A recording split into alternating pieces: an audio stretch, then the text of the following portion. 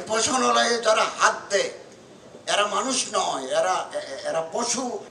গিরিশচন্দ্র সেন পবিত্র কোরআনের বাংলা করেছেন। Doctor Ramakrishna Roy, professor of philosophy, university of Mysore, ইংরেজিতে লিখেছেন এত বড় কিতাব মুহাম্মদ।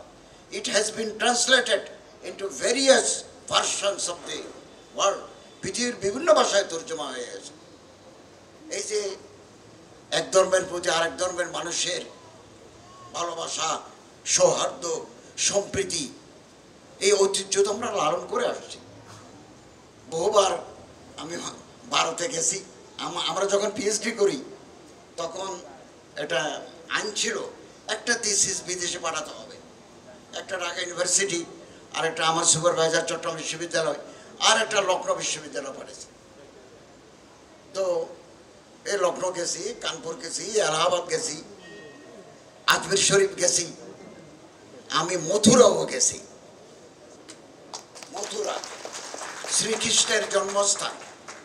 এবং আমি পুরোহিত, যেহেতু আমার পোশাক, আমার টুপি আছে, দাড়ি আছে, আমি একটা ধর্মীয় পোশাক পরিধান করি, তো ওনারা যদি আবার কিছু মাইন্ড করেন, এই জন্য পুরোহিতকে বলছি যে আমি বাংলাদেশ থেকে আসছি, আমি একটা প্রফেসর, তো আমি আপনি যদি পারমিশন দেন আমি একটু ভিজিট করতে পারি। তিনি বলেন কোই বাত নেই, কসাই যে সমস্ত গরু জবাই করে ফেলবে এই গরু কিনে আমরা চারণভূমিতে ছেড়ে দিই, আর কিছু অনাথ শিশুকে আমরা লালন পালন করি, শিক্ষা দিই।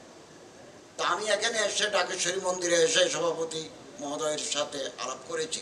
ওনারাও এখানে ফ্রি চিকিৎসা দিতেন। এটা একটা অসাম্প্রদায়িক আবহ এই দেশে বিরাজ করছে। এটাকে কোনো ক্রমে নষ্ট করতে দেওয়া যাবে না। এবং আমাদের এই সরকারকে বিব্রত করার জন্য এক শ্রেণীর মতলবী মানুষ মাঠে নেমেছে। ধরেন এরা ক্রিমিনাল। উপাসনালয়ে যারা হাত দেয় এরা মানুষ নয়, এরা পশু, এবং এরা criminal. Criminal must be punished under the existing law. আমরা এটার জন্য প্রস্তুত আছি।